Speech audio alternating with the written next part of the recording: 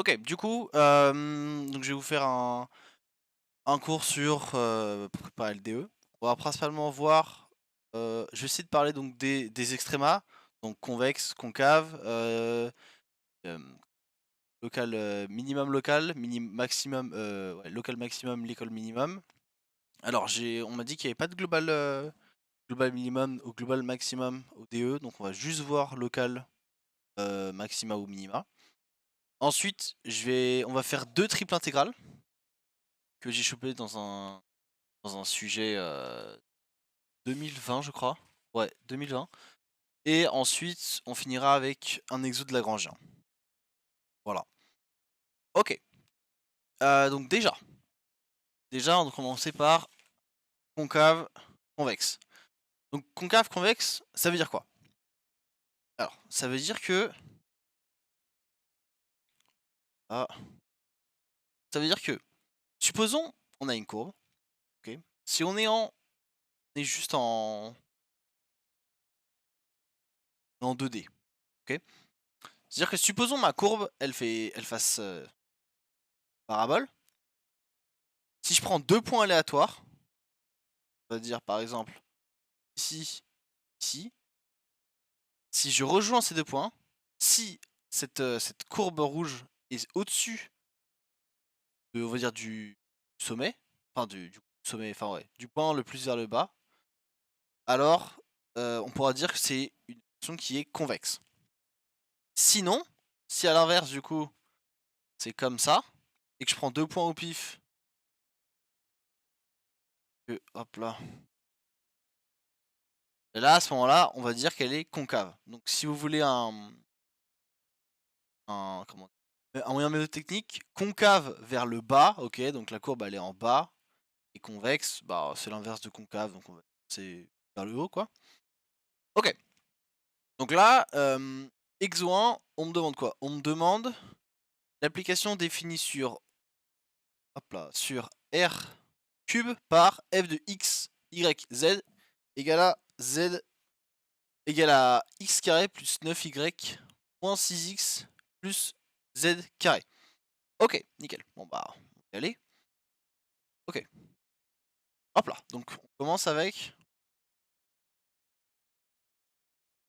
f de x, y, z est égal à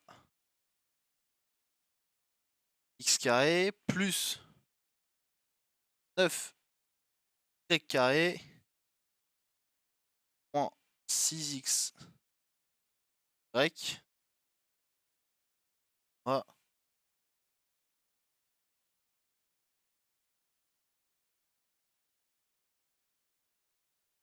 Moins 6xy plus z carré. OK.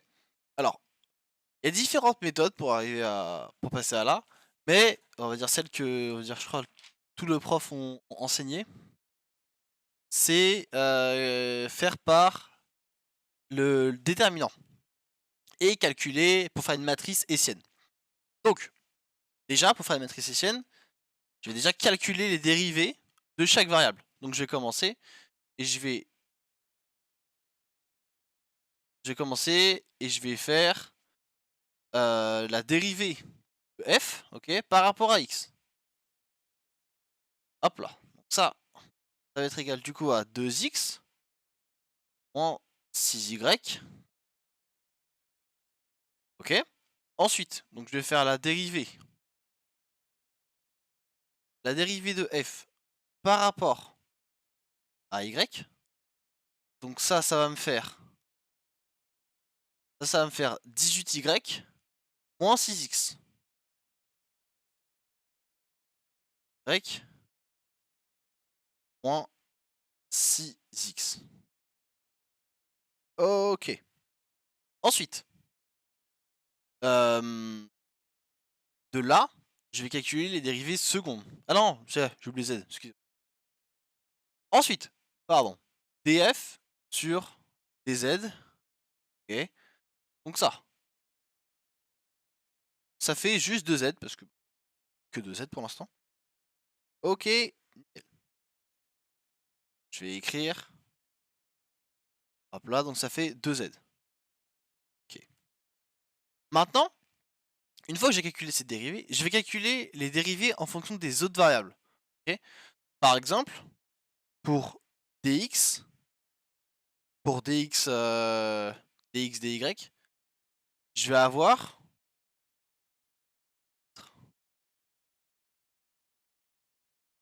ici, je vais calculer df, dx, dy, donc là, carré.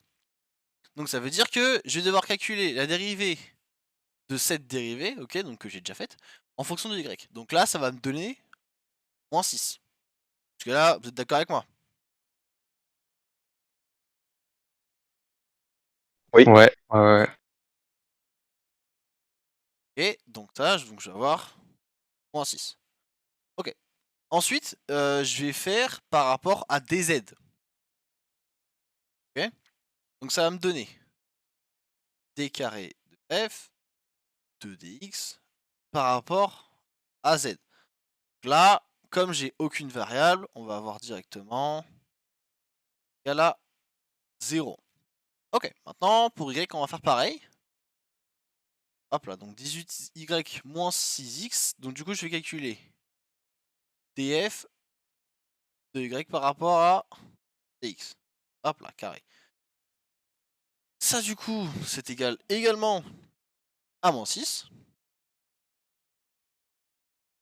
Et ensuite, par rapport à dz, c'est égal à la même chose, c'est égal à 0. Je vais pas le noter. Et enfin, donc dz par rapport à xy, c'est égal à 0. Ok. Maintenant, on va juste se concentrer. On va se focus sur x carré, y carré, z carré. Ok. Donc ensuite, on va calculer df sur dx carré, carré. Là, ça du coup, ça va me donner 2. Ensuite, df sur dy carré, ça va me donner 18. Hop là. Et enfin, d carré f sur dz carré, ça va me donner 2. Ok, donc maintenant. Ok. Donc là, les valeurs qui vont être importantes pour moi, ça va être celle-là, celle-là et celle-là. Pourquoi? Parce que du coup, je vais pouvoir faire une matrice hessienne. Matrice hessienne, du coup, c'est un type de matrice, ok, qui est différent de la... Je connais pas tous les noms. Je sais qu'elle est différente. On va le voir par exemple avec le déterminant. Ok, donc pour remplir une matrice hessienne, ça fait genre h de x, y, z égale à... Ici, je vais mettre les x, je vais mettre les y. Un peu comme une bataille navale, si vous voulez savoir. Là, je vais avoir x, là, je vais avoir y, là, je vais avoir z. Et comment on remplit une matrice hessienne? Bah, en fait, là, on me demande x carré. En fait, là-dedans, ça va être les dérivées secondes par rapport à chaque variable. Donc là, j'ai x carré. La dérivée par rapport à x carré, on l'a trouvé, c'était 2. C'est ici. Ok. Donc ça veut dire que là, maintenant, je vais pouvoir écrire 2. Ensuite, pour y, ça va être la même chose. Par rapport à y, par rapport à y carré, j'ai 18. Je vais mettre ici. Et ensuite, par rapport à z, ça va être 2. Ensuite, on va donc par rapport à xy. Ok, donc xy c'est où? Xy c'est ici. Donc ils me disent que ça fait moins 6. Ok. Sauf qu'en fait, si on regarde bien, j'ai 2 xy, ok, à savoir ici, là, et ici. Donc du coup, ce que je vais faire, ça va être dans chaque valeur, dans chaque dérivée, je vais avoir la moitié du résultat que j'ai obtenu. Ça veut dire que là, j'ai xy égale à moins 6. Ok. Donc, ça va être égal à -3.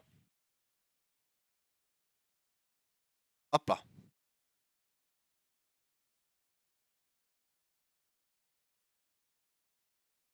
Je vais avoir -3.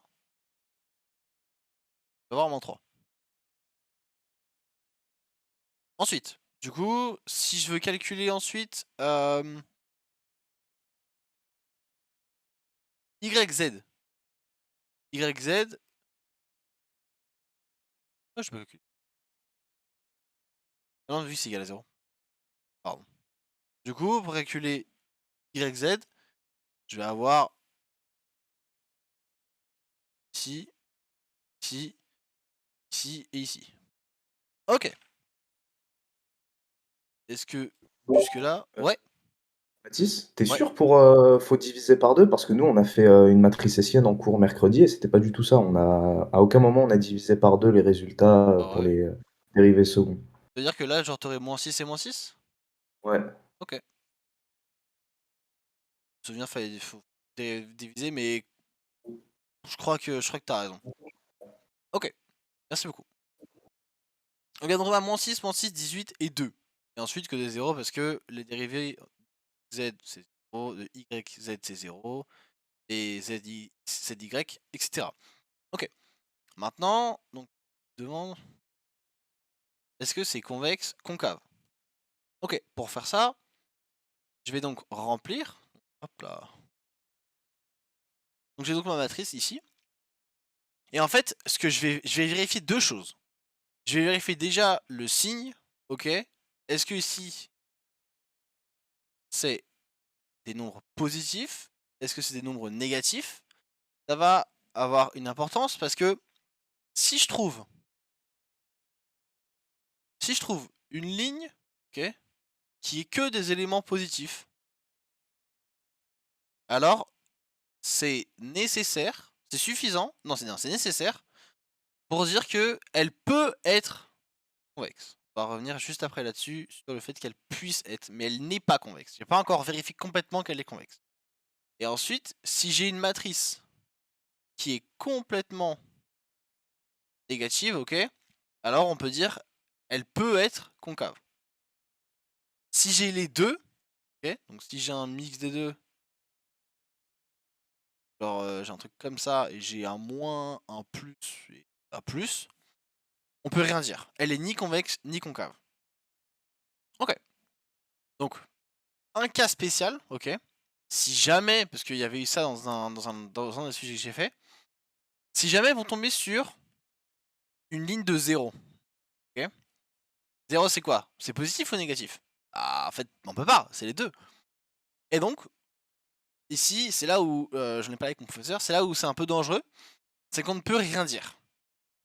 On dit pas qu'elle est ni convexe ni concave, on dit juste on peut rien dire parce que c'est une ligne de 0. Ok, donc, si vous avez, hop là, c'est deux cas, c'est mort, ok, et on peut rien dire.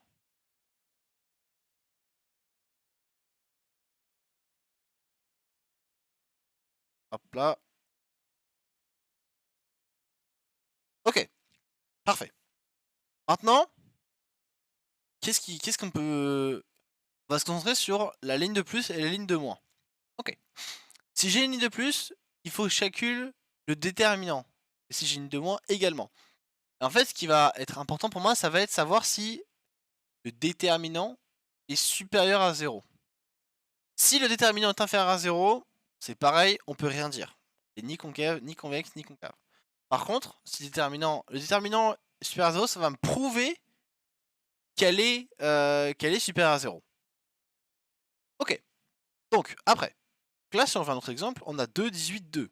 C'est une ligne positive, donc ok. Bah, donc ça veut dire qu'elle est positive. Maintenant, je dois calculer le déterminant. Ok, donc ça veut dire qu'il faut que je calcule le déterminant. Je vais faire le déterminant de la matrice hessienne, donc h de x, y, z. Ok. Alors, c'est pas...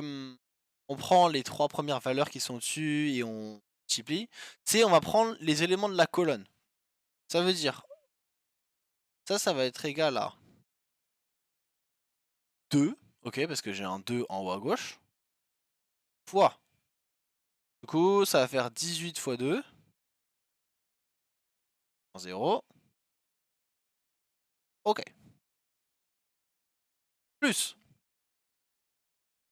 18, hop là, plus 18, donc là on va voir, donc là on prend juste la croix, ok, donc ça va faire 2 fois 2, 18, hop là, 2 fois 2, moins 0. Ok, donc moins 0. Et enfin, plus 2, hop là, donc on va avoir moins 6 fois moins 6. Donc ouf. On va avoir 2 fois 10, 2... Oui, on va avoir, attends, on prend 2, donc on va avoir 2 fois 18, moins 6 au carré. Donc 2 fois 18, moins 6 au carré. Ok. Donc, je vais pas calculer, parce que ça prendra trop de temps, mais le résultat est positif. On a une fois ça calculé, on va avoir un résultat positif. Donc, on va pouvoir dire enfin que la fonction f de x, hop là, donc en fait, on va pouvoir dire que f de x est concave. Ah non, oula, est convexe, excusez-moi. Ok, on va pouvoir dire qu'elle est convexe. Pourquoi? Parce que on a une ligne. On a la ligne ici de chiffres positifs. Et notre déterminant, il est positif. Donc ça veut dire qu'elle est convexe. Si on avait trouvé une ligne de chiffres négatifs et que le déterminant était positif, on aurait dit qu'elle était concave. Si on aurait trouvé une ligne de chiffres positifs ou négatifs et que le déterminant était inférieur à 0, alors on n'aurait rien pu dire. Ok, parfait. Donc maintenant, on a réussi à faire l'exo 1. Maintenant, passons à l'exo 2. L'exo 2, c'est quoi? C'est déterminant les extrémales locaux de la fonction f de R2 dans R, défini par f de xy égale à moins 3x carré, moins 2x carré, etc., etc. Ok, donc, ça va nous faire... Attendez, je prends le sujet, hop là. Ok, donc, on va avoir... On a... Hop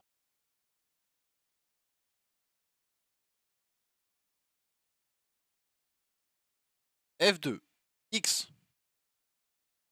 y qui est donc égal à 3 3x carré moins 2y carré plus x y 5x à moins 3y. Ok. Donc là, on va calculer en premier les dérivés. Ok. Ça veut dire, on va avoir dérivée de f. Hop là, par rapport à x. Ça va nous donner du coup moins 6x. Hop là.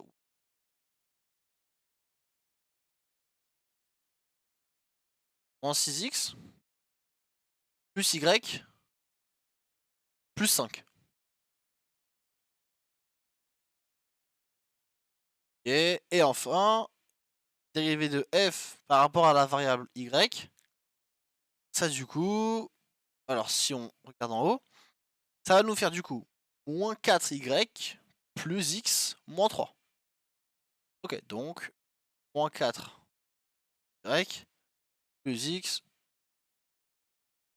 moins 3. Ok, nickel. Une fois ça, en fait, je vais faire un système et je vais dire que mes deux équations sont égales à 0. Ça me permet de trouver les solutions et je pourrais trouver des points, c'est Y. Ok, donc maintenant, j'ai 6x plus Y plus 5. Ouais. Quelqu'un a une question à poser? Ok.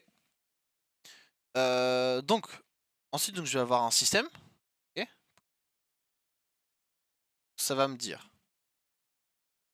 moins 6x plus Y 5 égale à 0 et moins 4 Y. J'ai une question. Ouais. Pour l'exo 1, quand on a fait les Ouais. dérivés partiels, genre dérivés au carré de f, tout ça, Ouais. est-ce que c'est pas juste plus simple de faire tout simplement les dérivés partiels et après de mettre dans la matrice? Tu vois ce que je veux dire? C'est-à-dire, non, je vois pas trop. C'est-à-dire faire. Genre, après on a fait dérivé carré de f sur de x sur dy pour avoir moins 6, mais juste en prenant les dérivés simples, on peut la remplir la matrice, non? Bah, comment? Ah, Genre, parce qu'en fait, le fait de faire la dérivée, carrée, c'est que bah, t'arrives à un endroit où bah, t'as plus rien, quoi. T'as pas de variable, t'as juste une constante. Enfin, en gros, tu veux partir de ici, là, de ces 3 et de calculer ouais. la dérivée? Parce qu'au final, quand on met la matrice, je sais pas comment dire, mais Oui, je vois ce que tu du coup, veux t'as dire. le 2, t'as le x, et du coup, vu que t'as pas de z, Oui, c'est 0, donc voilà. oui. Tu peux, tout à fait. Et après, à mon avis, oui, tu peux, mais c'est juste là pour expliquer. Ouais, qui ont du mal. Et oui, sinon, à mon avis, oui, tu peux facilement isoler, deviner. Après, le plus. Ouais, non, t'as raison là-dessus. Si. Ok. Ok, donc on va voir. Donc, moins 6x moins y, hop là. Pouf. Moins 4y plus x. Moins 3 égale à 0. Ok. Donc, en gros, là, on va devoir trouver les variables x et y. Après calcul, ok, on obtient y, enfin x, y, x égale à 17 sur 23, y égale à moins 13 sur 23. Ok. Ensuite, on va essayer de remplir la matrice Hessienne également pour essayer de trouver justement quand est-ce que enfin, pour essayer de trouver juste comment dire, bah, pour faire la matrice, pour trouver également les points. Ok. Mathis, tu peux Ouais. remonter juste 2 secondes la fonction que t'es en train de faire, s'il te plaît? Ouais, c'est celle-là en violet. Ouais. Pas fait, merci. Nickel. Ok. Pouf, pouf, pouf. Ok, maintenant on va calculer les dérivées secondes. Donc ça veut dire pouf, par rapport aux dérivés qu'on a ici là. Du coup, ça va nous donner. Ah, ça va nous donner du coup. Dérivée seconde de f par rapport à x. Ça va nous donner en 6. Ensuite, dérivée seconde de f par rapport à y carré. Alors, ça va nous donner 4. Et petit au cas où. Donc ouais, moins 6, moins 4, parfait. Et ensuite, x, 1 et 1. Ok.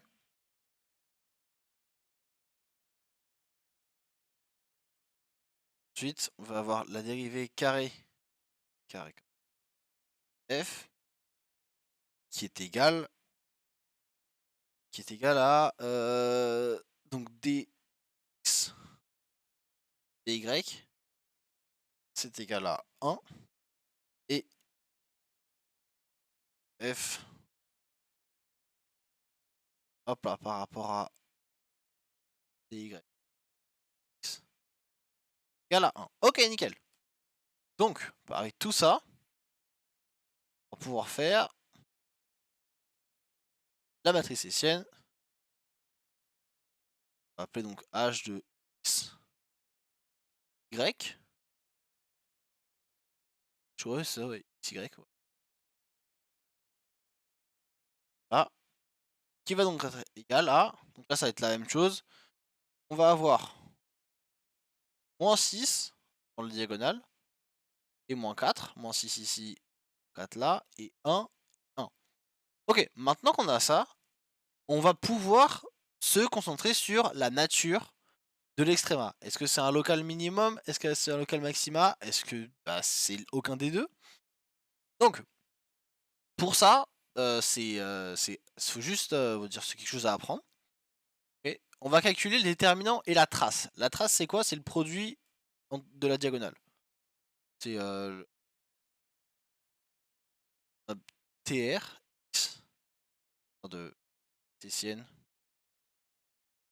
Donc la trace de la matrice hessienne x y égale à 6 fois moins 4. Donc ça va faire 4.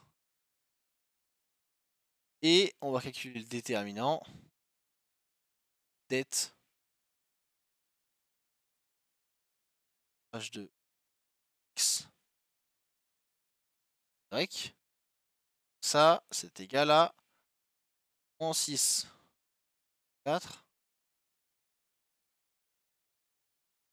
moins 1. Ouais, moins 1. Ok, et donc ça, c'est égal à 23. Ok. Donc là, je vais marquer deux trucs intéressants. Deux choses vont particulièrement m'intéresser. Déjà, est-ce que les deux sont positifs? Là, oui. Ok, donc je vais vous faire une sorte de formulaire. Si j'ai le déterminant positif et la trace positive, alors je vais conclure que ça va être un local minima. Le minimum. Attends, là je vais réécrire, je suis pas très mal écrit. Là, local.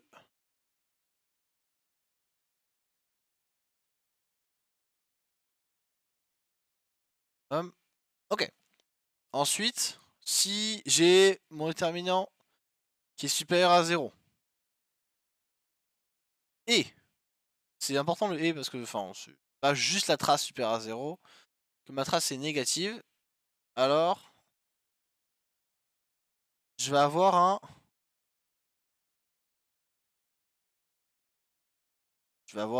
local maximum.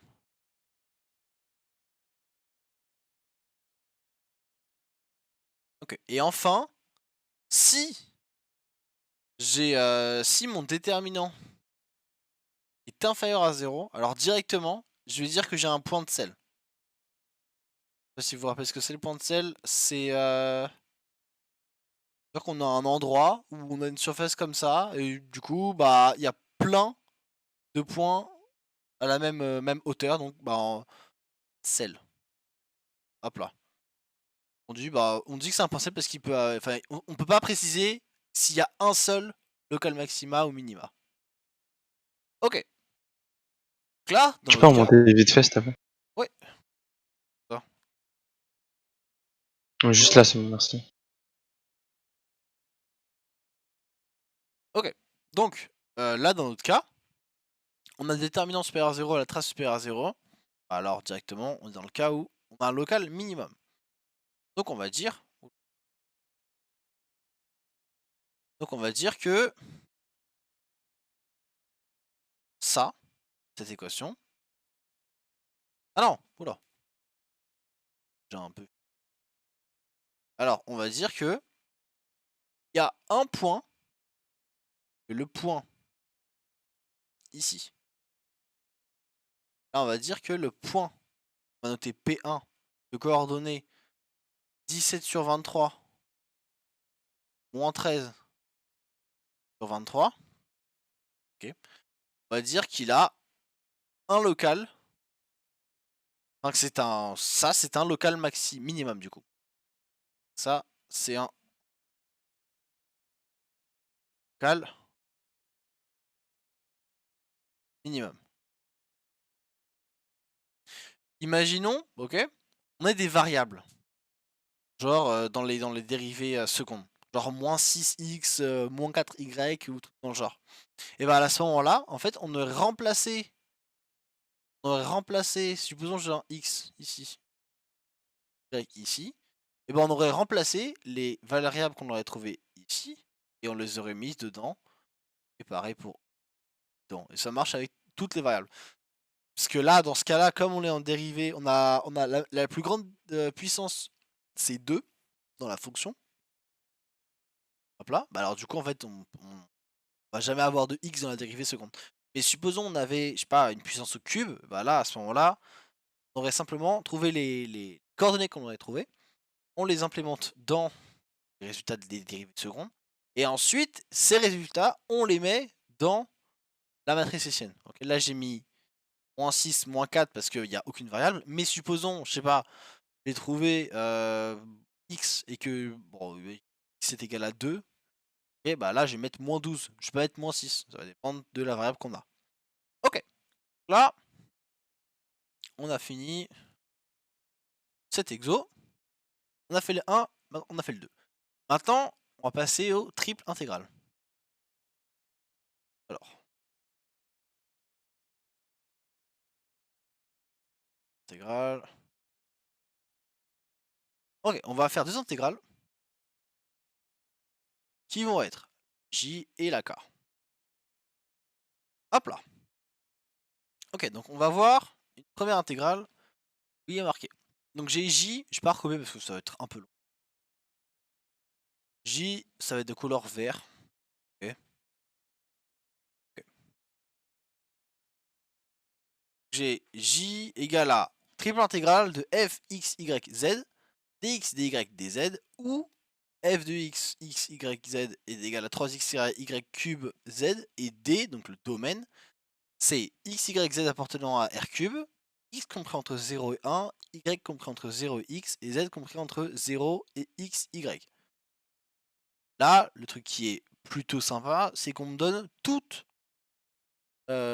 les, comment on dit, enfin, entre quoi et quoi, y compris chaque variable. Donc, ça veut dire que je vais avoir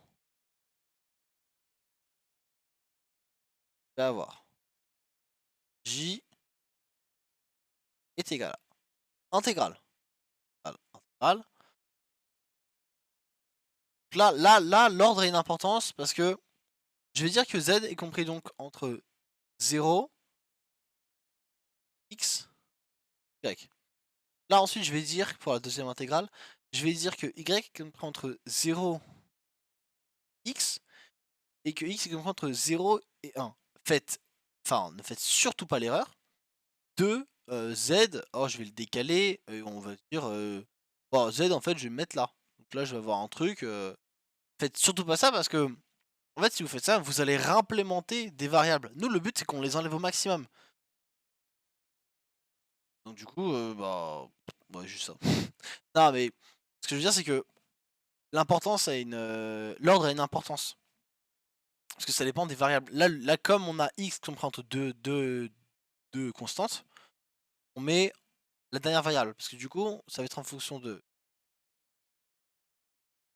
3x carré.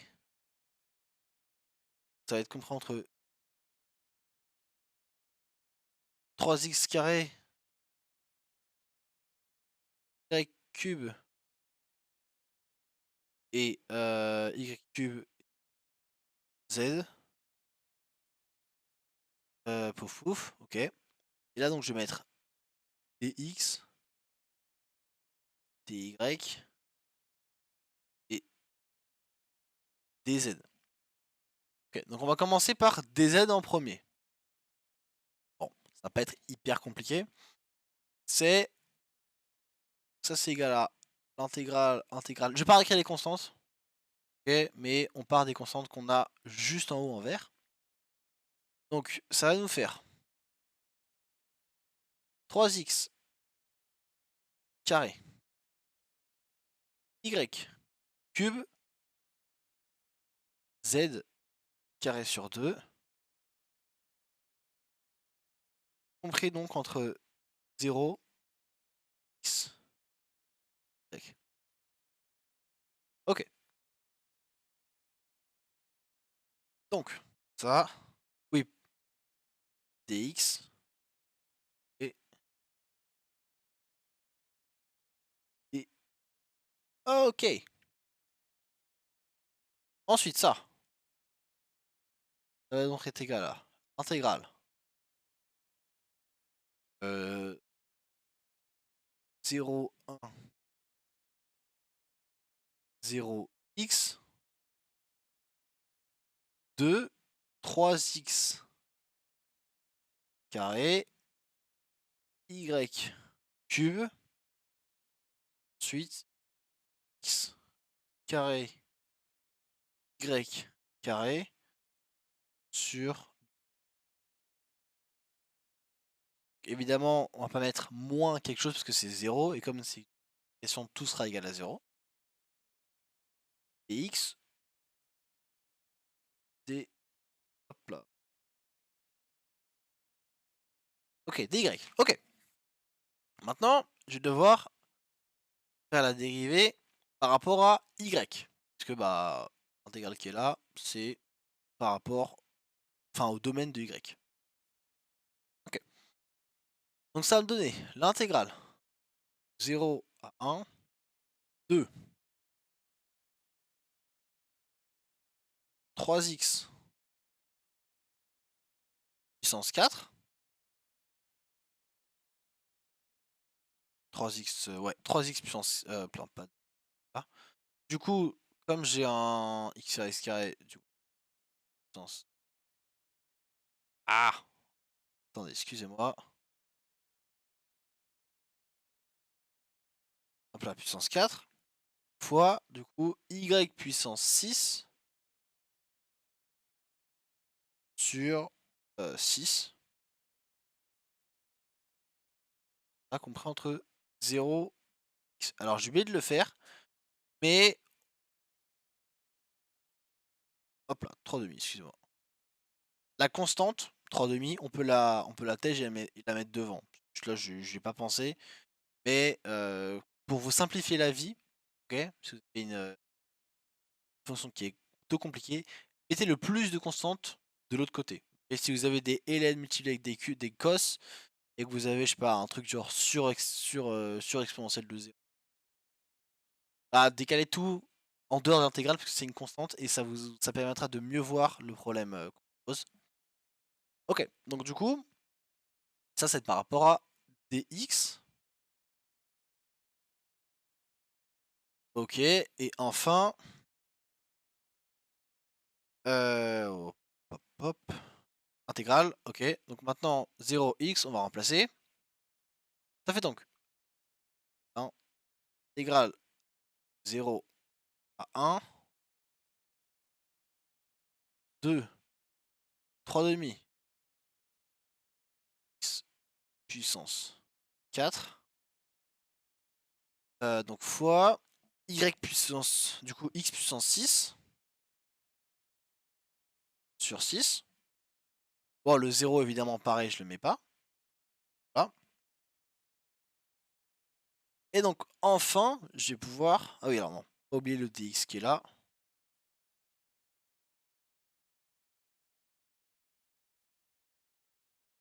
Enfin, je vais pouvoir dire que ça va être égal donc à...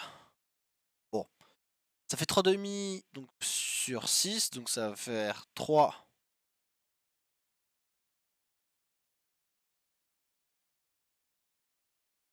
Hop là.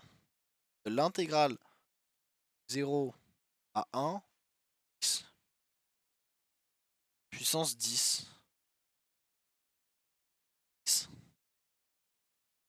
Et Donc ça veut dire que au final, je vais avoir 3/12 de x puissance 11. Hop là, de 0 à 1. Et alors du coup, plus que dalle. Ok. Et maintenant, enfin, donc ça va me donner 3/12. Comme ils sont généreux et très gentils, j'ai que un 1 et j'ai pas un de puissance 11. Donc ça va juste faire 3/2, donc fois 1 sur ce qui va me donner, si je me pas, 3 sur 132.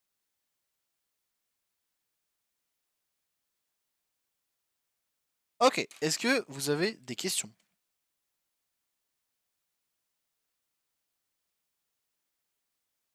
Ok, n'hésitez surtout pas si vous avez des questions. Je suis pas un prof, donc je fais pas tout par cœur, mais je peux aider au maximum. Ok, donc, Excuse-moi. ouais, T'aurais pas pu faire plus simple pour cette intégrale? c'est-à-dire. Bah tu sépares, vu que c'est une multiplication, tu sépares directement. Ah oui, oui, si tu veux. Oui, oui, si tu veux, oui, c'est vrai. Genre, oui, mettre les X, genre, exemple, mettre les X Hein. là-dedans, Ouais, Y c'est ça. là-dedans et tout. Ouais. Bah, en vrai, comme moi je l'ai fait qu'en physique, ça. Et donc, comme au match, j'ai toujours fait comme ça, je préfère faire comme ça. Mais oui, là, effectivement, comme c'est une multiplication, tu peux le faire. Ok. Merci. Pas de problème. Ok, maintenant, on va.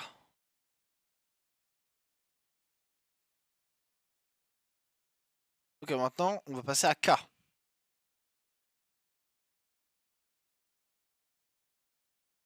Ok, on va l'emmener là-bas. Ok. Ah merde. Ici.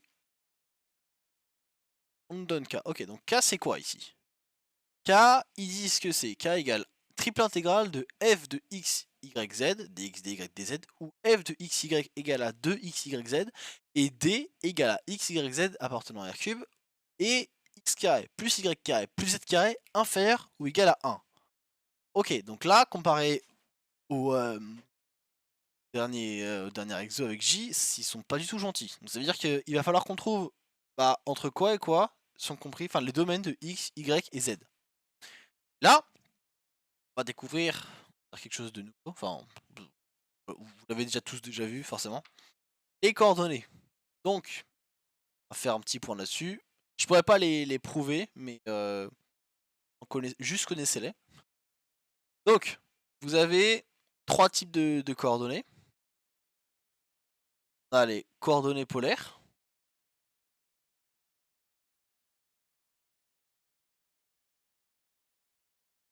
Coordonnées polaires, hop là.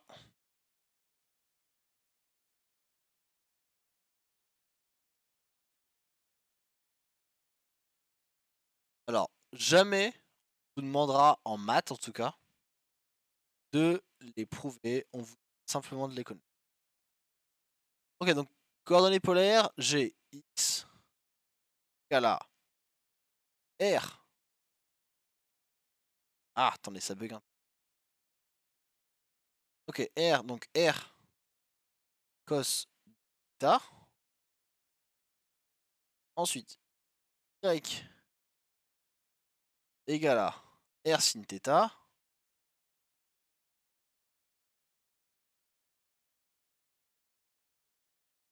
Et enfin, on va avoir dx dy pour remplacer. Parce que comme on change de variable, il faut pas oublier de remplacer dx dy qui sera donc égal à r dr et θ. Ok, nickel. Ok, donc premier. Maintenant, on va passer à coordonnées cylindriques. Ok, coordonnées cylindriques, ça dit quoi? Juste mettre coordonnées comme ça. Ok, donc. Les coordonnées donc cylindriques. Ah.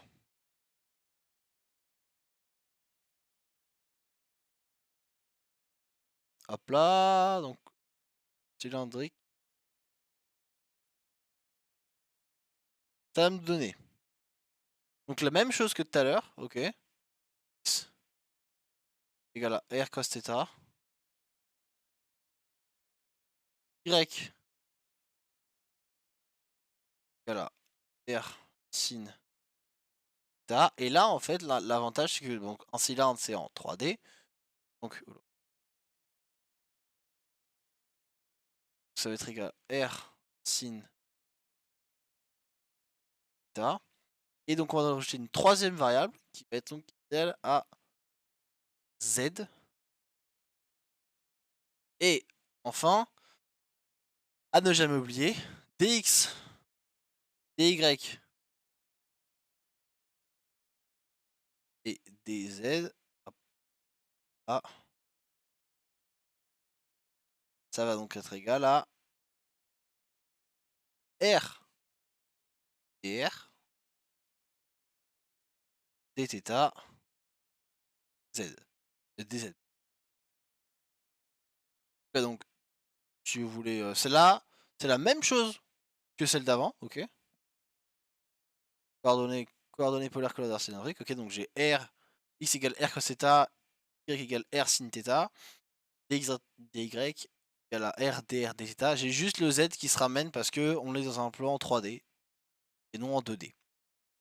Ok, et enfin, les coordonnées sphériques qui sont, je crois, les plus utilisées en physique sphère, comme son nom l'indique. Les coordonnées sphériques.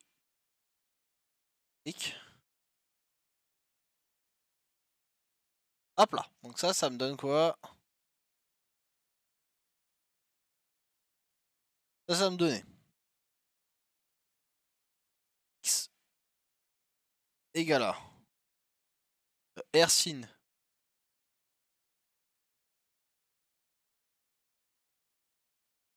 phi cos θ. Hop là, et y égale à R sin phi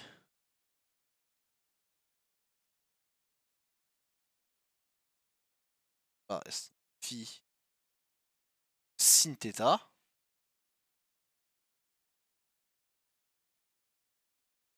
Ok, et enfin, non. Z égale à R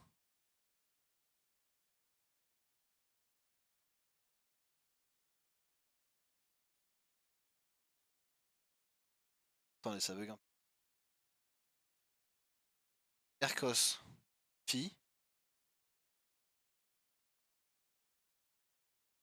Ah, et donc enfin, pour terminer, je vais avoir dy x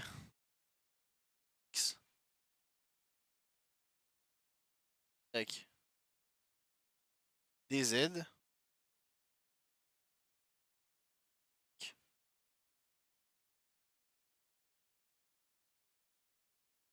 qui est égal à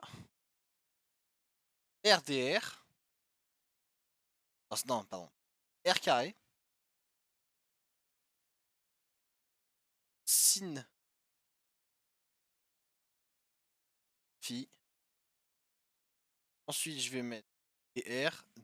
Non, dr.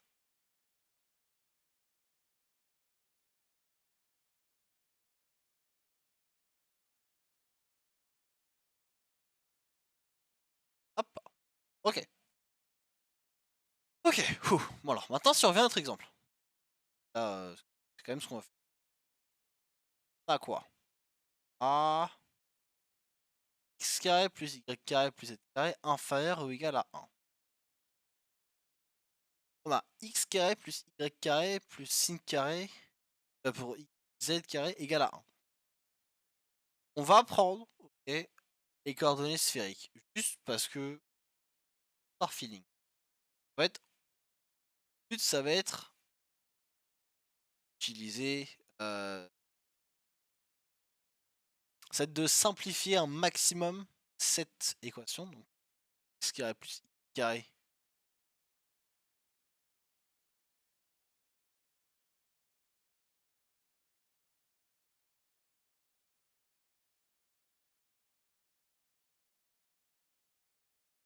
X carré.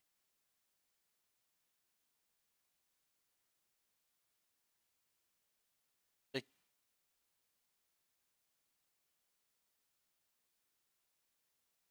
A inférieur à la 1. En fait, ça, si vous, si vous voulez un peu mieux comprendre pourquoi on fait ça, en fait, ça revient à dire que r carré inférieur ou égal à 1. Ah, ça équivaut r carré inférieur ou égal à 1. On va le prouver, ok.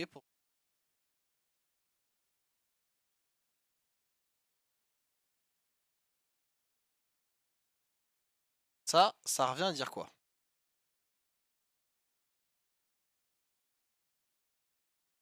Donc on a x égale à r sin cos carré. Donc ça va faire r carré sin carré cos theta carré. Ensuite plus y carré. Y carré, donc on l'a là, c'est r sin theta. Plus r carré sin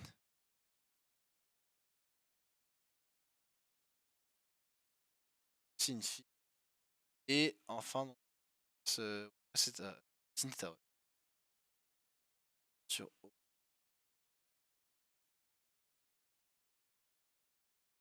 Sin theta. Carré. Et enfin, alors ouais, c'est un peu long. Plus z carré, donc ça fait r carré cos phi. Plus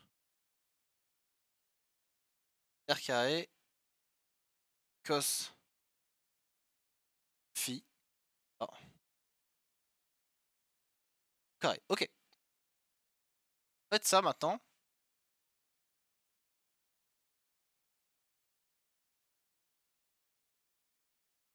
Ah, en fait, ça, on va pouvoir le.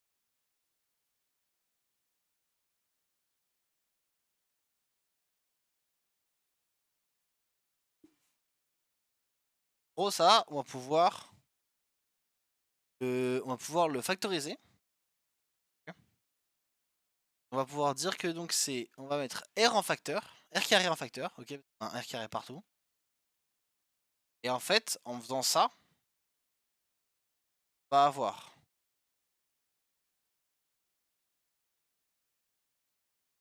On va avoir r carré facteur 2. Sin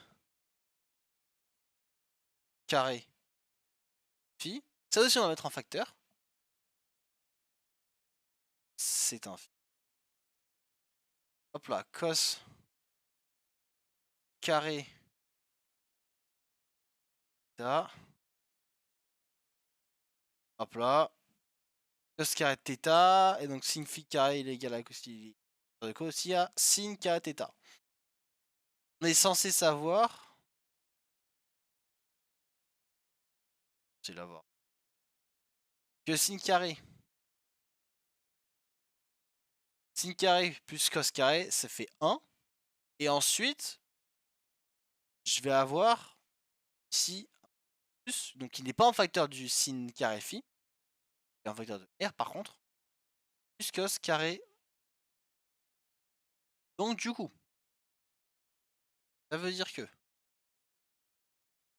je vais avoir. Voilà. Je crois que je suis arrivé à la limite. Donc ça veut dire que je vais avoir r carré. Donc sin carré phi facteur de cos carré θ plus sin carré θ plus cos carré phi. En fait, ça va faire 1. Et j'arrivais à ma fameuse et on va dire que r carré est inférieur ou égal à 1. Ok. Maintenant, r carré inférieur à 1, c'est bien, c'est cool, mais on en fait quoi de ça? Parce que en vrai, ça nous aide pas trop. Enfin, c'est voilà quoi, c'est. En fait, après ce qu'on va pouvoir dire, comme on est dans une sphère, ok, et qu'on on nous donne pas plus d'indices que ça, on va pouvoir dire que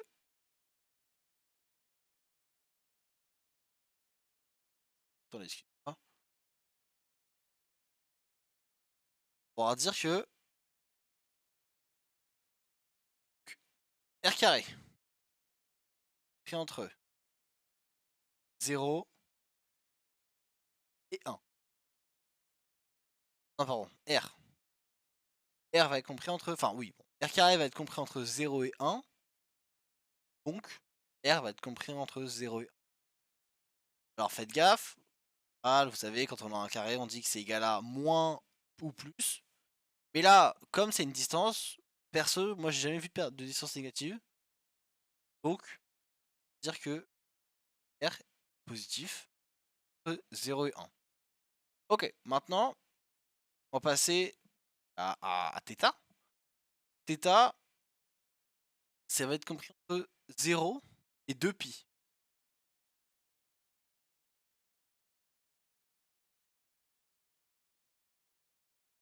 Et 2π. Ah, et enfin, je rappelle, on est dans une sphère, ok. Ah, i va être compris 0 et pi. Ok, donc par défaut, ok, quand on vous dit on est dans une sphère, on donne pas plus de données là-dessus. Genre c'est pas une moitié de sphère, c'est pas un quart de sphère, etc. On a, pour R, ça peut varier, mais en tout cas pour θ et phi, on a θ compris entre 0 et 2π, et phi compris entre 0 et pi. Ok, donc, bah c'est cool. J'ai mes 3 variables, j'ai mes 3 domaines, bah nickel, on commence. Donc, ça va nous donner K. Nous donner K qui est égal donc à triple intégrale. Triple intégrale. Pouf. À K. Ça va nous donner entre 0 et 1 R. Entre alors moins pi et pi.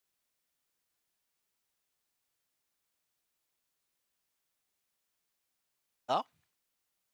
Je rebondis là-dessus pour vous dire que ça varie, ok. Je peux très bien, là j'ai mis que θ était compris entre 0 et 2π, mais enfin je peux très bien dire que c'est compris entre moins pi et pi. Ça revient à M. Ok. C'est vraiment pareil. Je pourrais. Oh non, il n'y a pas d'autre exemple. Alors, moins pi pi 0 2π, pas de changement. Vous obtiendrez le même résultat. Ok.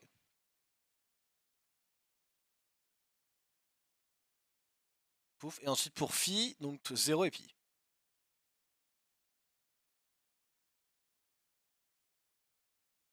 Alors.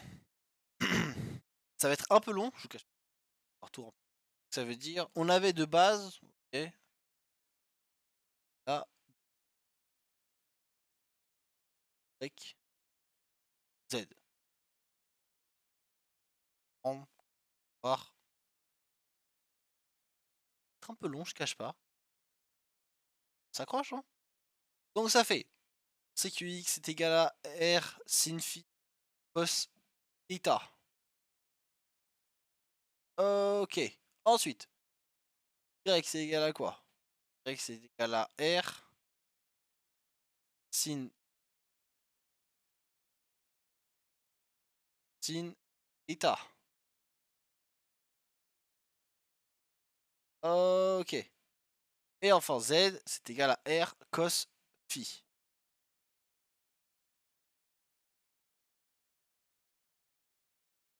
Et donc là, il va falloir encore également mettre dx, dy, dz. Mais là, je peux pas mettre dx, dz vu que j'ai changé les variables. C'est quelque chose aussi de très important à faire et super attention là-dessus. Déjà foiré. C'est là on a un truc, ok. Mais en fait, base, je suis en fonction de dx, dy, dz. Et sauf que là, je peux plus me mettre en fonction de dx, dz parce que j'ai changé les variables. Alors, tout comme ça, bah, tout le monde pourrait dire, bah ouais, c'est simple. Mais en fait, sur le coup, ça pourrait ne pas du tout être le cas. Ça pourrait être complètement se foirer. Ok, maintenant. Donc, on va avoir le truc super long des sphériques, qui est donc r carré, sin phi, hop là, sin phi,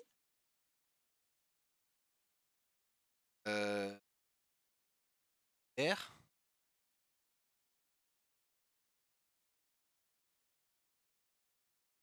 et d θ. Ok, donc d θ. Ok, nickel. Maintenant, on va donc devoir tout regrouper en puissance. Pareil, je vais pas mettre le forme. Ça va nous faire donc 2. Mettre le 2 de côté. J'ai juste une question. Ouais. Là, du coup, dans la première ligne, dans les Ouais. intégrales, l'intégrale du milieu, t'as mis l'intégrale de θ du coup, et tout à la fin, t'as mis. Ouais. Oui, à gauche. Et tout à la fin, t'as mis dθ en dernier et pas au milieu. Est-ce que ça a un impact ou pas? Alors, au début, je pensais que oui, mais en TD, mon prof a mélangé un peu les deux. En fait, Ok, donc en fait, à la fin, les défis dr et dθ, on peut les mettre un peu comme on veut. oui. Après, en fait, moi, c'est plus parce que, bah, comme on m'a donné le truc tel quel, moi, peut-être dans le meilleur des cas, à mon avis, il faut que tu mettes dans l'ordre dans lequel tu fais. Et de mon point de vue, tu perdras pas de points si tu mets un peu dans le désordre. Ok, ça marche, merci. En fait, ce qui est important, ça va être, genre, dès que tu as fini de dériver, d'intégrer, bah, tu t'enlèves le truc, quoi. Donc, genre, si, exemple, tu commences pas à dériver des filles, bah, après, des pièges, etc. Ok.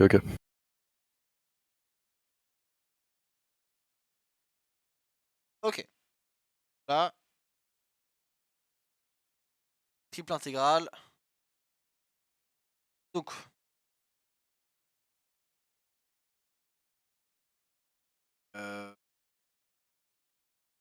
regardez. R puissance 5. Sin. Accrochez-vous parce que là, je vais faire un truc. Prof m'avait montré. C'est puissant. Cos. Sin.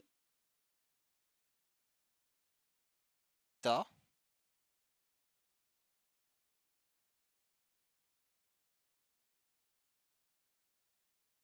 Et ça bug un peu. Ah, non. Sin. Ok. Et. Sin. Ah, et cos phi. Donc, c'est bon. Ok. Là. Sin theta, cos theta. Ok, nickel. J'ai un truc un peu plus condensé. J'ai bien un cos theta.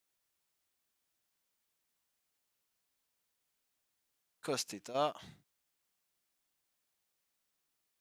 Bien évidemment. E. R.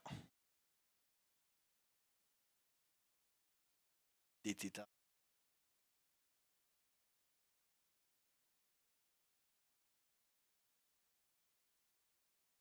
Ok. Là. On va intégrer sin cubique de phi. Putain. Alors, mode mon Et pas l'intégrale de sin cubique. Oh, ce qu'un de mes profs m'a montré, sin cubique phi, cos de phi. Alors, c'est trivial pour. Et donc, oui, le reste, ça va faire ça, faire. Et sin θ.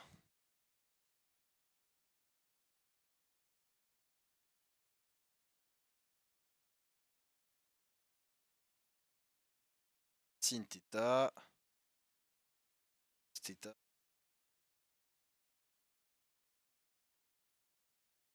Euh, 2R. Puissance 5. Ok. Sympa. Ok. Maintenant, je vais dire un truc.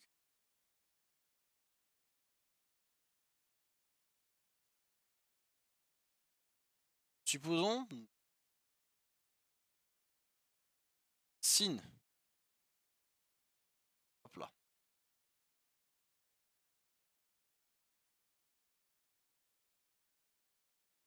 Phi.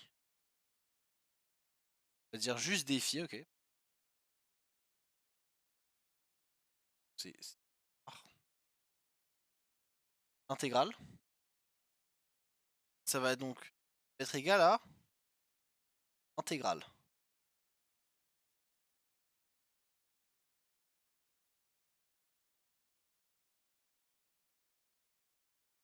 Sin.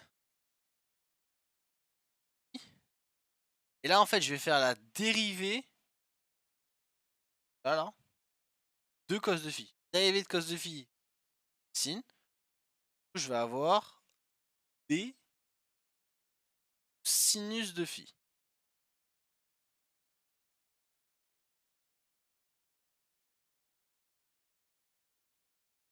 Et de sinus. Je répète, ok. Là, j'ai fait la dérivée entre le cosinus de phi, qui sont surlignés.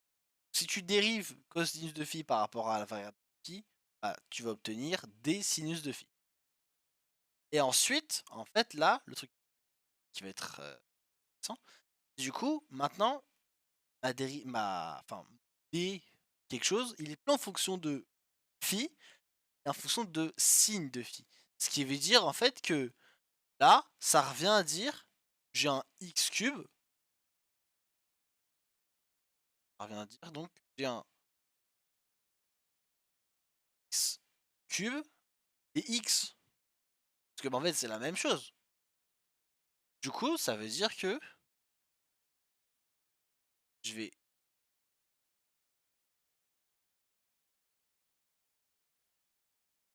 dire que je vais avoir un intégral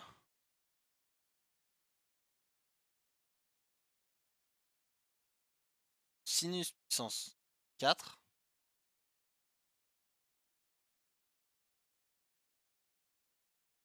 sinus puissance 4, ok,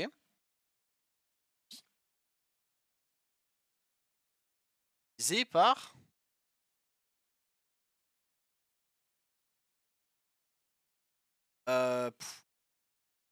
sinus puissance 4 de phi divisé par 4.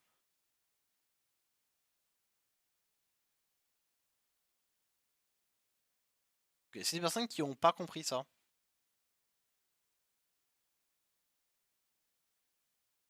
Si tout est question. Ok, ça marche. Du coup, si on revient à nos moutons.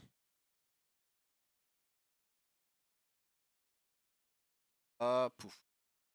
Donc, tenir, si on suit intégral 2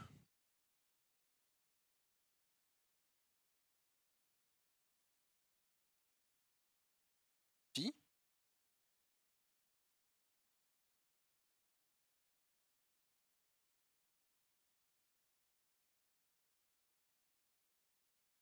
puissance 4 divisé par 4. Ok. Pris entre donc, n qui est donc ici comme c'est phi, entre 0 et pi. Reste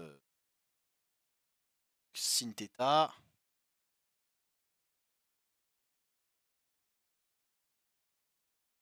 Sin A, θ,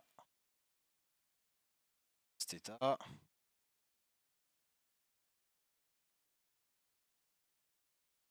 De R.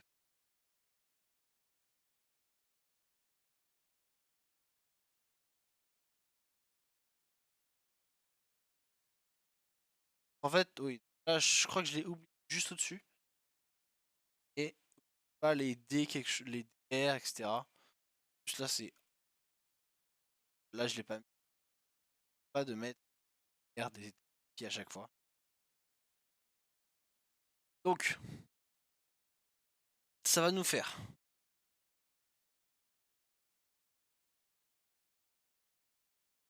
Mathis, Ouais, j'ai une question par rapport à la technique que tu as fait avant.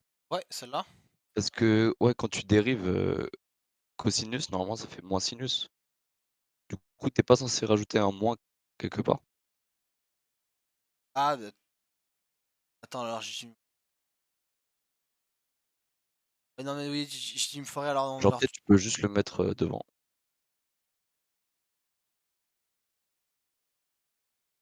En fait, je sais plus si tu dérives.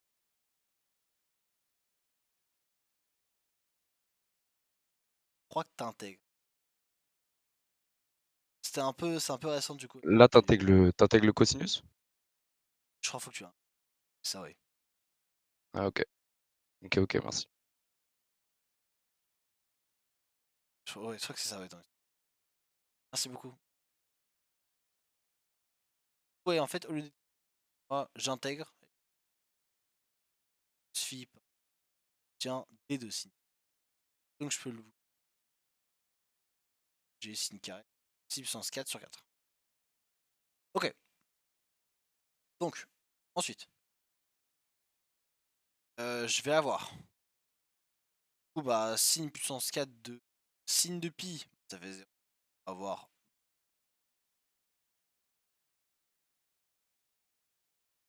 Moins. Sin de 0. Également 0.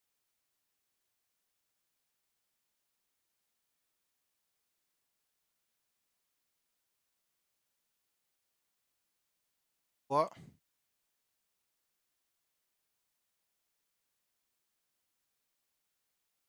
Sin. A. Cos θ.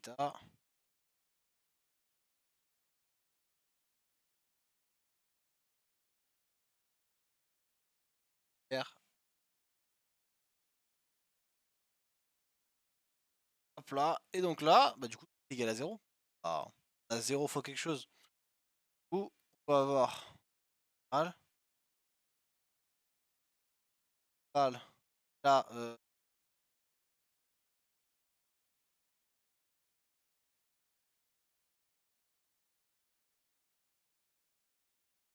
A de. Là, on a fait R.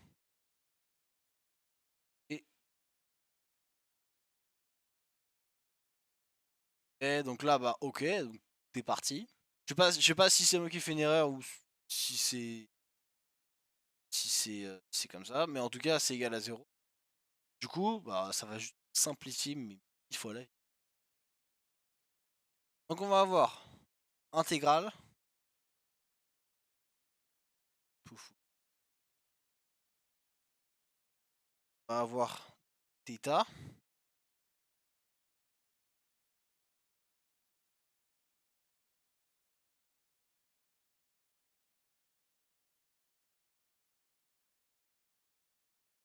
D.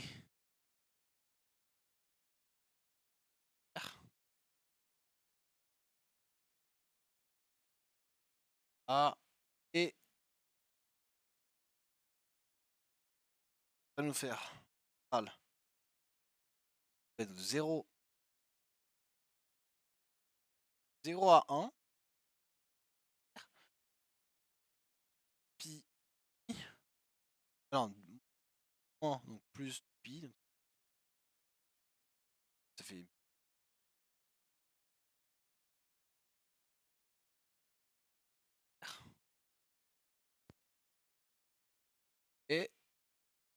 Et donc ça va nous faire R.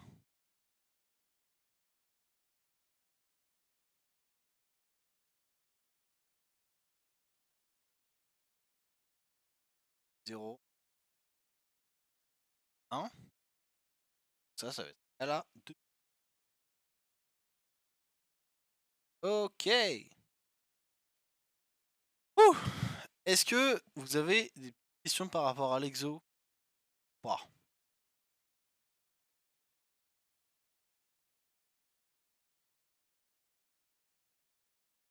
Question? Non? Ok. Donc pour le dernier exo, c'est le plus chiant pour moi parce que il y a des choses que j'arrive toujours pas à expliquer. On va quand même le voir parce que bah j'ai quand même des choses que je peux vous expliquer. Ça va être avec le Lagrangien. Donc,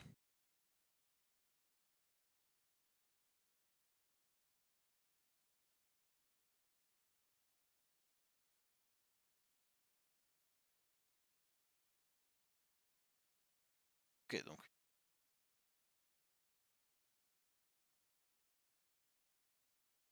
on nous demande quoi? Déterminer les extrémas de la fonction f. En fait, là on pourrait se dire, ok, donc là, faut que je détermine les extrémas de la fonction. Bah on va faire comme on l'avait fait avant, c'est-à-dire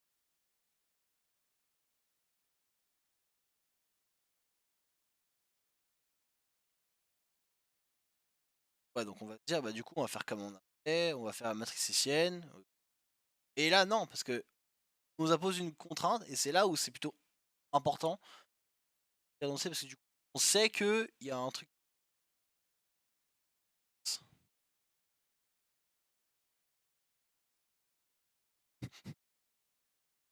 Ok. Hop là, là. Ok.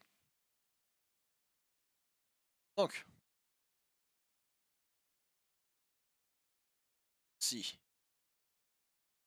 Là, le but, c'est quoi? Elle nous dit déterminer les extrémas de la fonction f définie par f de xy égale x moins y sous la contrainte x carré plus y carré moins 1 égale à 0. C'est ça qui va nous faire penser à ok, faut que j'utilise Lagrange. Pourquoi? Parce on va se permettre. Alors, personne nous dit. Ah, donc on va le faire, on va dire que. Soit g de x, xy, soit g de xy égale à x carré plus y carré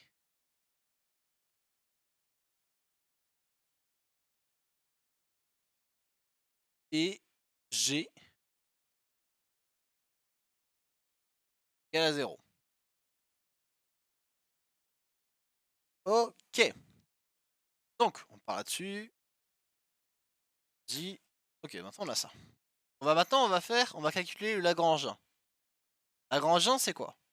Lagrangien, c'est L, grand L. 2 x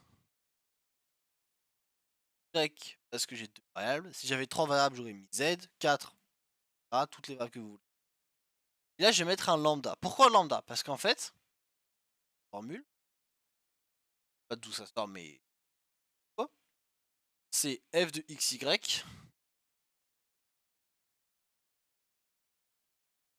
moins lambda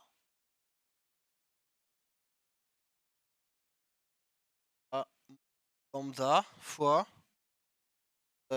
g y. Donc, là, j'ai rajouté un lambda parce que j'avais une fonction. Supposons, admettons, ok, j'ai deux contraintes. C'est là, on me dit pas, on me dit sous la contrainte x carré plus y moins 1 égale à 0. Et on me dit également, bah, sous la contrainte x plus y égale à 5. Ok. Et bah, j'aurais créé une autre fonction. J'aurais appelé, je sais pas, h. Et j'aurais dit h de xy est égal à x carré plus y plus 5. Et donc du coup, à ce moment-là, j'aurais deux fonctions. Donc j'aurais mis autre chose qu'un... Là, j'aurais mis, je sais pas, en fait, j'aurais fait f de xy moins lambda g de xy moins...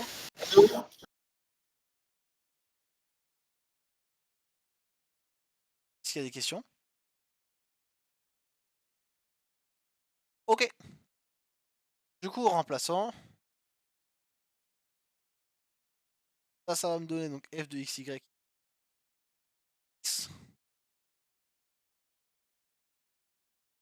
y.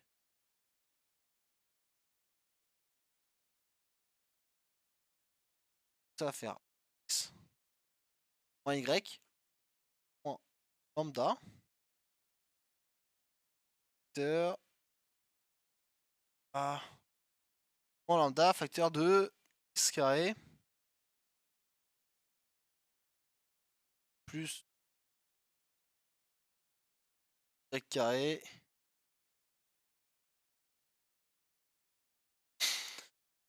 ok. Et donc voilà, donc là j'ai trouvé mon Lagrangien. Maintenant en fait ce que je vais faire, comme j'ai trouvé mon Lagrangien, maintenant je vais faire la dérivée d'ordre 1, pas d'ordre 2, dérivée d'ordre 1 de toutes les variables qui sont présentes dans L. Ok. Ça me donne quoi? Ça me donne. Ah. Ça me donne L par rapport, on va dire, par rapport à X. Donc ça veut dire que je vais avoir... Donc là ça va me faire 1 moins 2 lambda. 1, 2, lambda, X. Ensuite je vais avoir... Ensuite je vais faire par rapport à Y. Donc là je vais avoir moins 1 moins 2 lambda Y.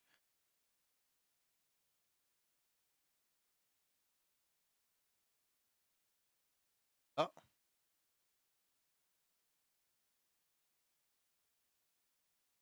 Là. Y. Ça revient à la même chose. J'ai moins 1, presque à la même chose, signe près quoi. Moins 1, 2, Y. Là. Et enfin, je vais faire par rapport à lambda. Donc là, lambda, c'est pour ça évidemment que je ne l'ai pas développé. Là, en fait, lambda, c'est directement x carré plus y carré. Non, moins, pardon. Moins x carré plus y carré moins 1. Ça,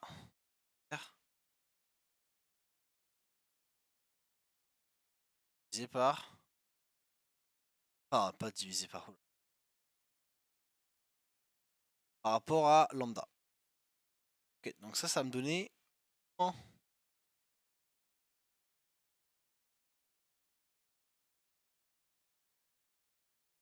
Carré.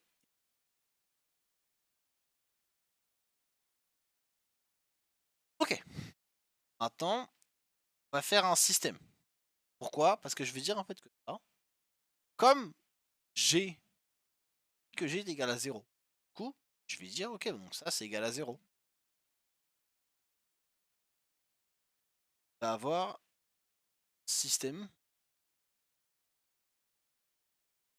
6. Système suivant, hop là. Du coup, je vais avoir d'un côté 1 moins 2 lambda x égale à 0, 1 moins 1 moins 2 lambda y lambda égale et moins x carré moins y carré plus 1 égale à 0. Ok, donc ça va me faire 1 moins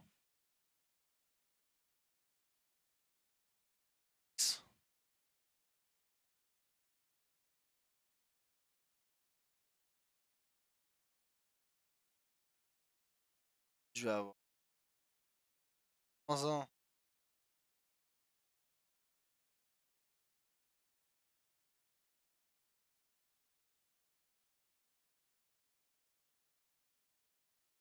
avec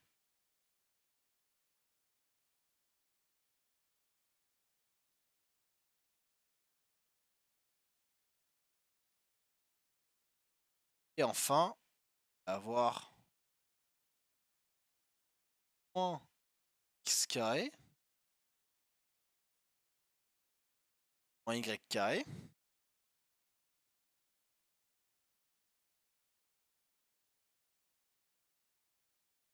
égale à 0.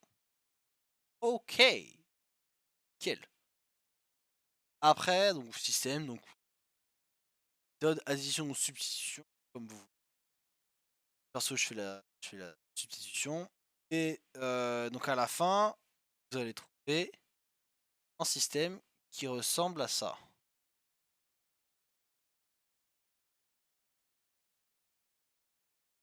X va donc être égal à 1 sur 2 lambda.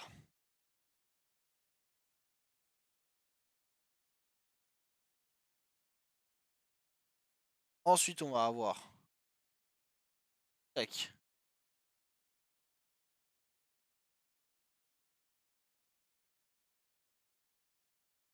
qui est égal à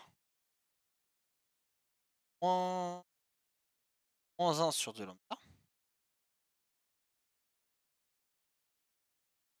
Ok. Ensuite, on va avoir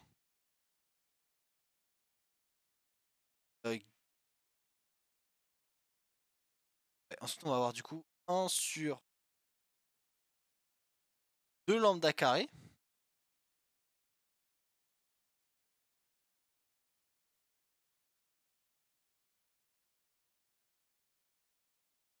Carré plus 1.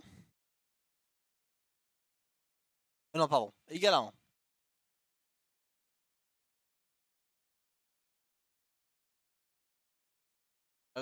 Ah, ok.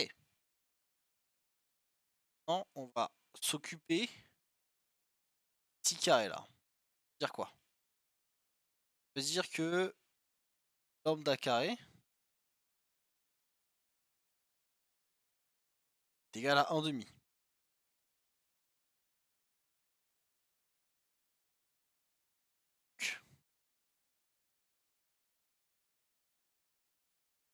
Que ça là, donc ça va faire racine de 2 sur 2.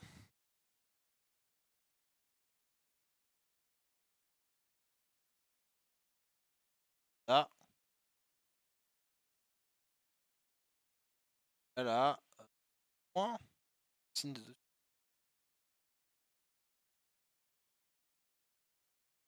Ok. Donc du coup, je vais avoir 2 points différents puisque j'ai 2 variables différentes pour lambda. Je rappelle également que x et y dépendent de lambda. Donc si j'ai 2 valeurs de lambda, je vais avoir 2 points différents qui auront donc valeurs différentes pour lambda. Ok. Donc ensuite, qu'est-ce qu'on va pouvoir faire ensuite?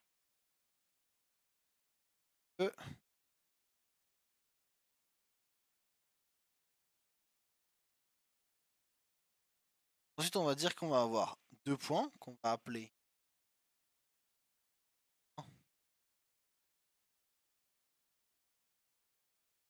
qui vont avoir en suivant être racine de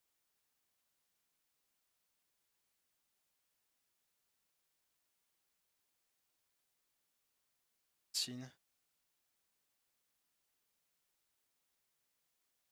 Alors, les racines sur 2, moins racine de sont là. C'est pas lambda que j'ai trouvé, c'est en remplaçant x et y sur 2 lambda, donc ça fait racine de moins racine de. Et pour P2, là, on va avoir moins signe de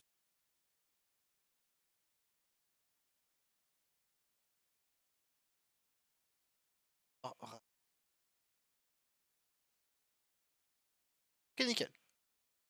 Ok, donc là, j'ai fait une partie du travail. C'est là, on est à peu près à la moitié.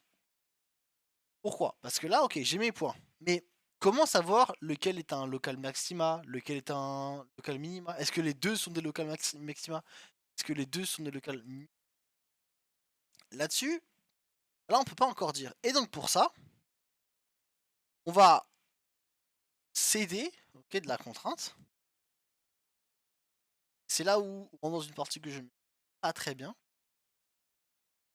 qui est un maximum. Maintenant, on a 2 points. Maintenant, en fait, notre but, ça va être trouver forme de lambda afin d'utiliser pour avoir la matrice, non, la forme quadratique hessienne. Donc, je vais dire, ok. Attends, faut donc oui, la nature des points. Je vais. Donc maintenant, je vais dire que, supposons, enfin, la tangente.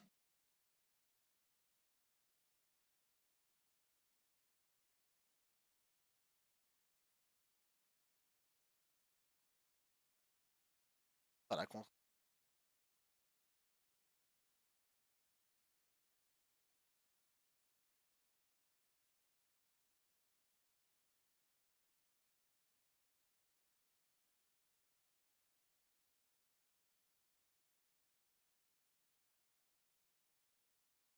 contrainte, ça.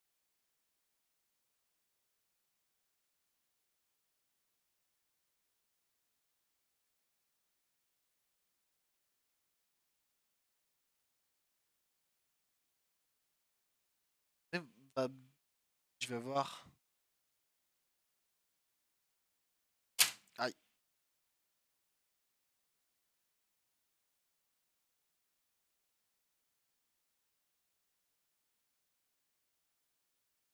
La, la contrainte. G de x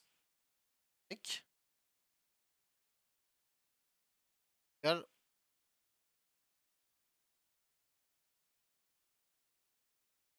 A1.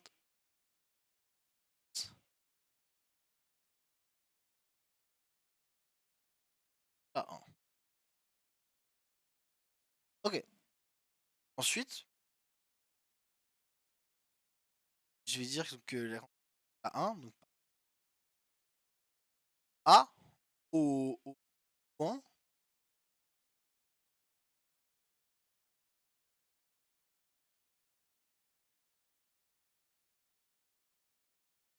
y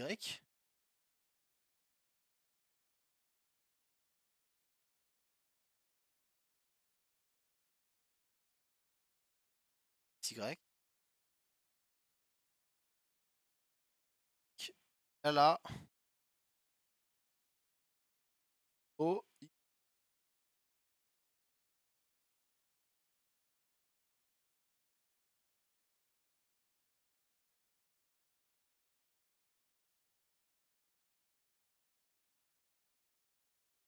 Ok, donc égal à hop là. Point x0 x0. Donc x0 x0 0, je vais dire que ça appartient ok, au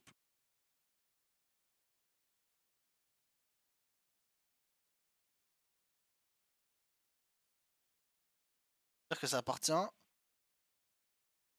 au plan qu'on va appeler non l'espace vectoriel qu'on va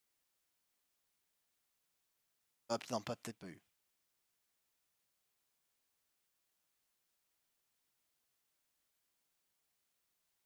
On va appeler M. Et donc en fait, je vais avoir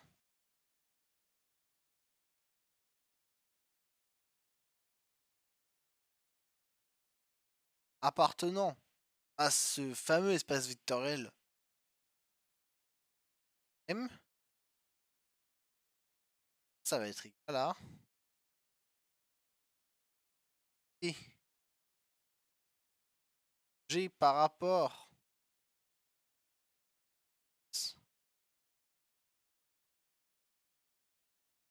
x 0. Désolé, je suis un peu lent parce que mon ordi bug et donc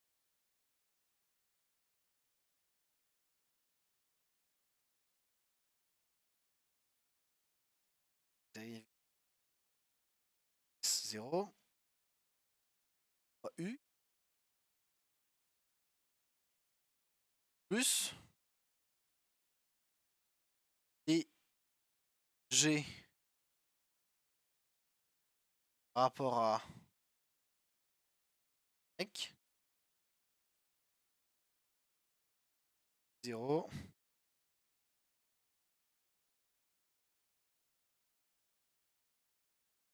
si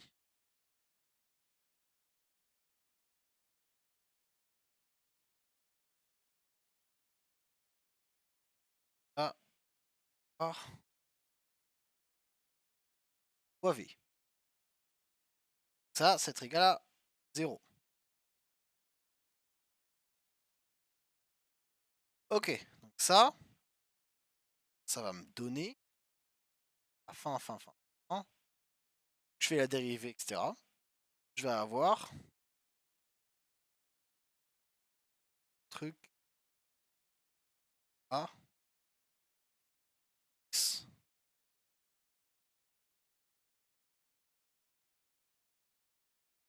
x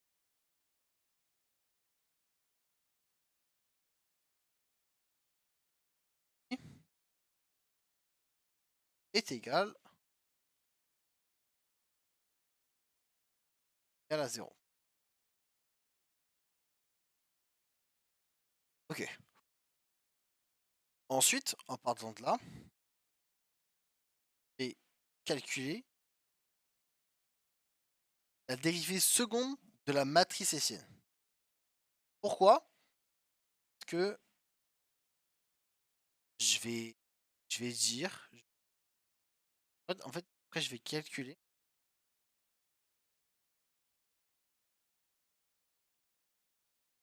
Je réfléchis 2 secondes. Ouais. Après, du coup, je vais calculer quadratique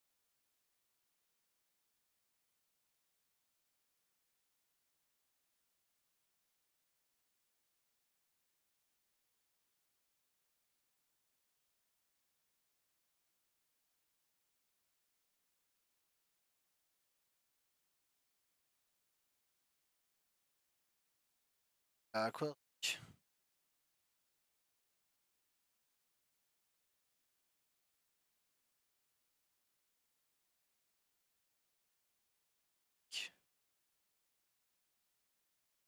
hessienne.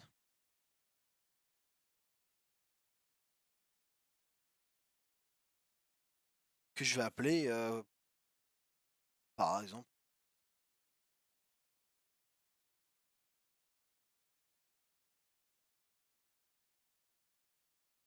UV. Ah, et de U égale... Ah, donc,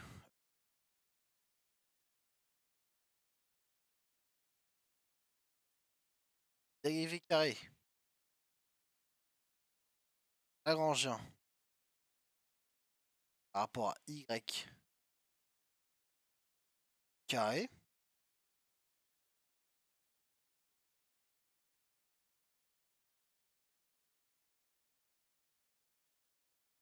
Pardon, ouais, bon. La même chose, mais A, donc, carré fois V carré. Ok. Plus, ensuite, donc, chose, ok, mais c'est ça par rapport à X et Y. Donc carré lagrangien divisé par X Y. Ah. Et donc je vais faire fois B.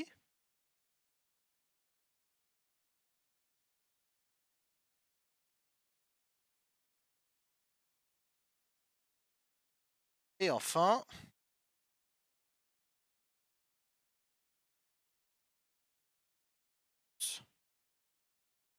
Lagrange carré. Carré. Y carré cette fois. A fois carré.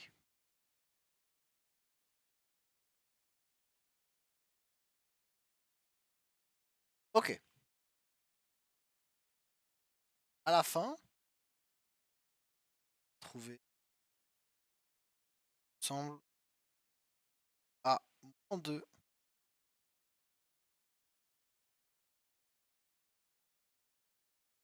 à carré.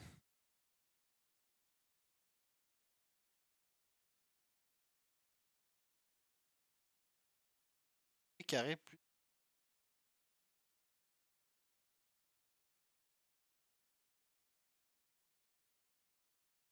Ok. Donc, maintenant que j'ai ça, en fait, mon but, comme quand j'ai trouvé ça, j'ai lambda 0. Ok. Et donc, le but, ça va être de remplacer ces valeurs. C'est-à-dire, par exemple, je prends point P1 qu'on a ordonné racine de 2 sur 2. Ça, c'est pas une racine.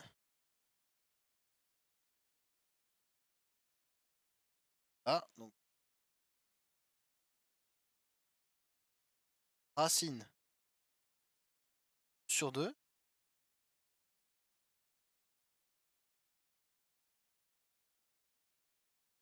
Racine de 2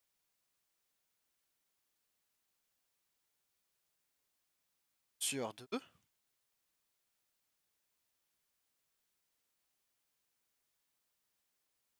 Donc, je rappelle que ça, c'est pour la racine de.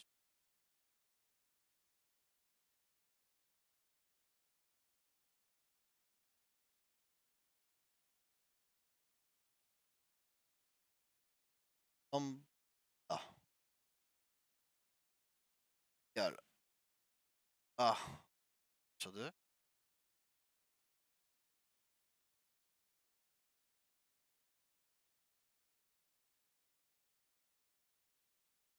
Là, donc pour lambda égale la racine de A.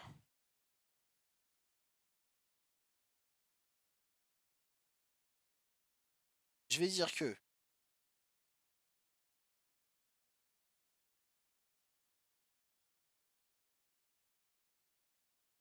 à partir de notre ensemble qu'on a M,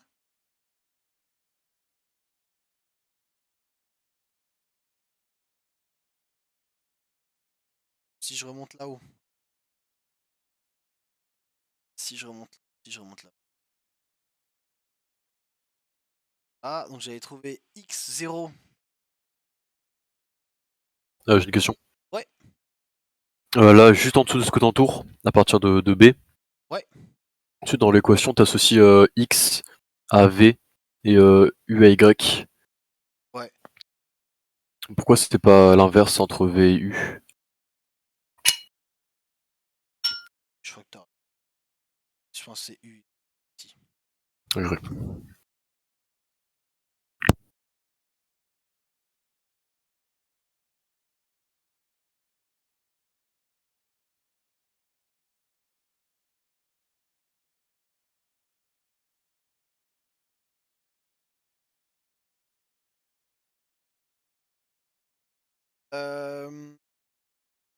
Ok. Donc, avec on l'avait trouvé au-dessus, comme à x, y, c'est-à-dire que on obtient racine de 2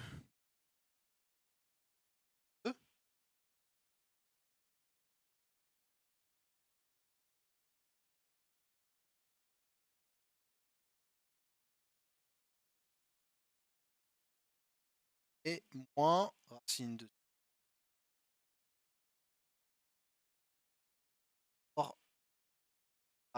fois v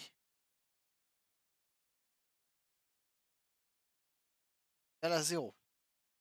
En fait, en faisant cette équation,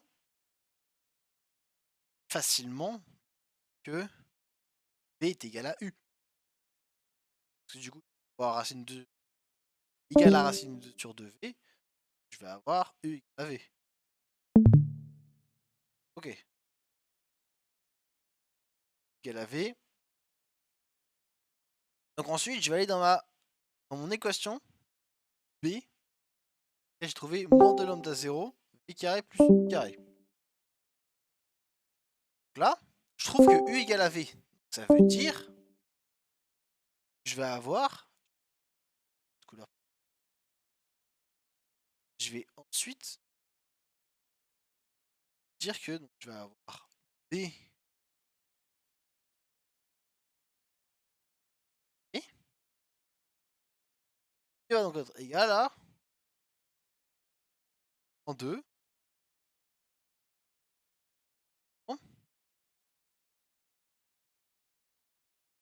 de donc carré plus carré. Du moment que c'est la même valeur. Carré. Hop là.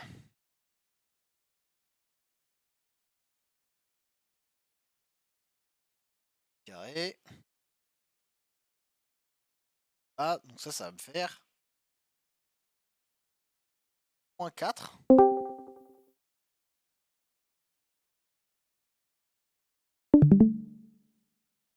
Moins 4v carré. Attends. Ah non, oui, non. Carré.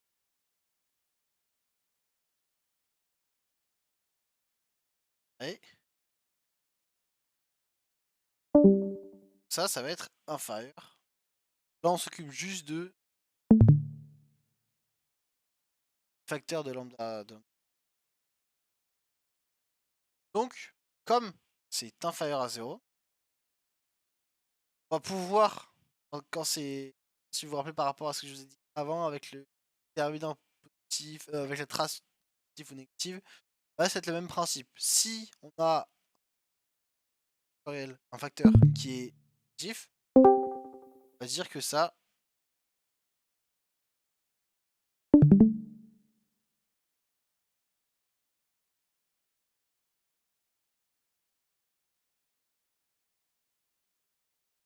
voyez ce que j'écris ou pas?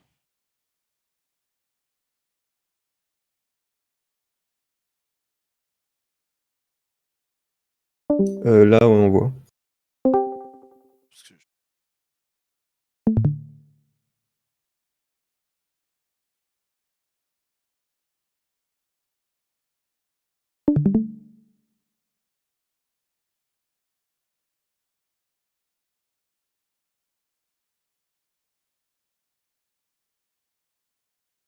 ok. Donc, on va avoir 4u carré. Comme c'est inférieur à 0, on va avoir 1 local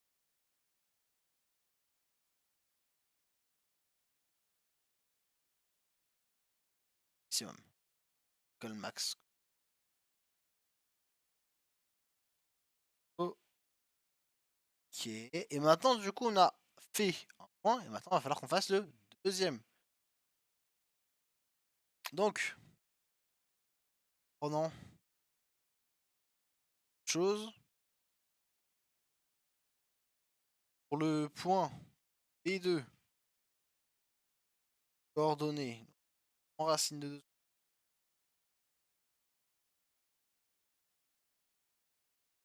Ça. En racine de 2.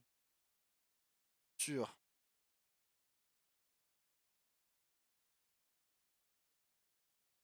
racine 2 sur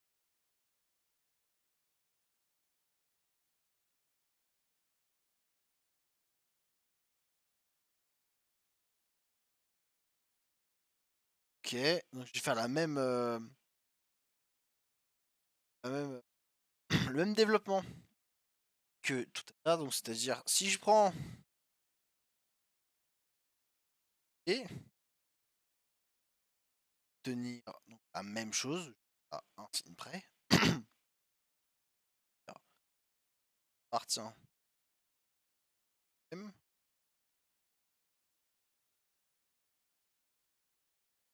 J'ai racine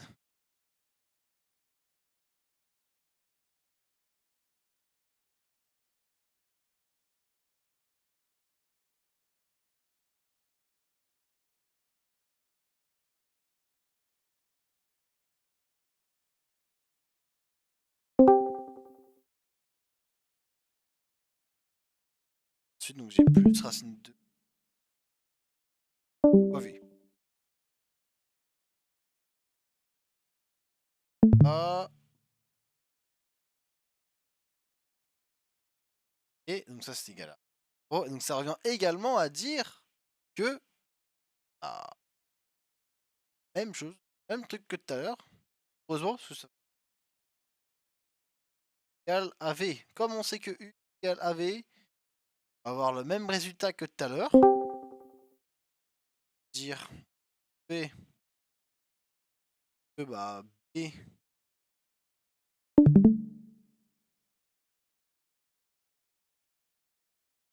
A B.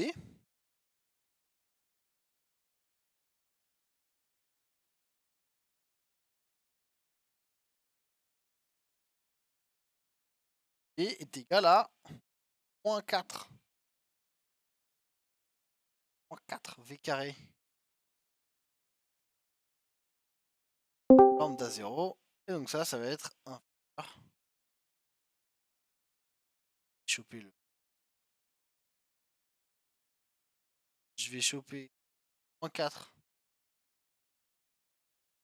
Ah. Ça c'est inférieur à 0. C'est un 0. Ça, je vais pouvoir donc conclure que j'ai un local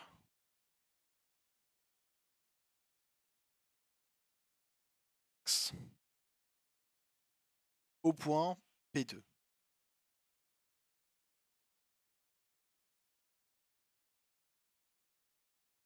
Ok. Est-ce que vous avez n'importe quelle question sur tout ce qu'on a vu? Il est 19h, on a fait tout ça. Est-ce que vous avez des questions? Ouais. Ok, laquelle? Du coup, là, on a trouvé un local max. Du coup, si ça sera supérieur à 0, on aura un local minimum. Et juste là, dans ça là. Ouais, si on avait un truc supérieur à 0, ça aurait été un.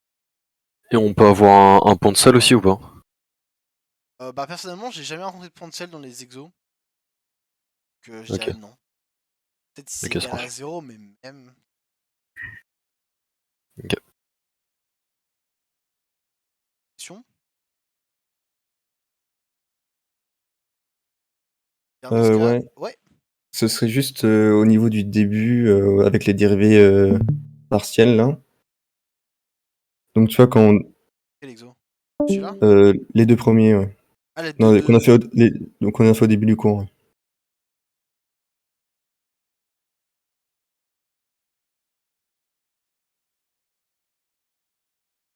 Ouais.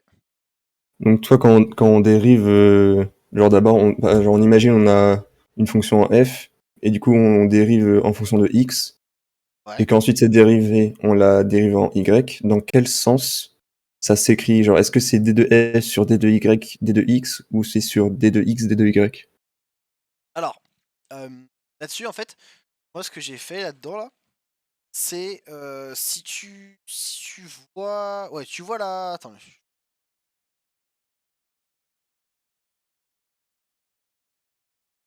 Oh là, je vais dériver par rapport à x. Mhm. En fait, j'ai fait en ligne. Là. Bien qu'on voit la diff. En fait, tu dérives d'abord en x, puis tu dérives par rapport à y. Du coup, bah en fait, ta base c'est df sur dx. Ensuite, tu vas rajouter ta dérivée df sur dy par rapport à ta dérivée d'avant de dx.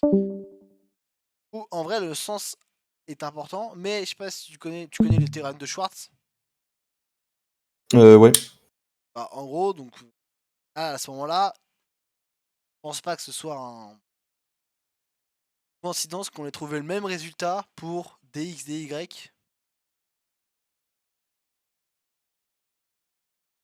Ok, d'accord. Là, en vrai, je préfère mettre un sens précis, tu vois, au cas où il y a un truc différent. Mais logiquement, si on est censé faire une seconde, bah, on est censé trouver le même résultat pour dx, dy. Ok. Est-ce que vous avez d'autres questions? Ok, ça marche. Bah, sur ce, je vous remercie de m'avoir écouté. Je vous passe une agréable soirée.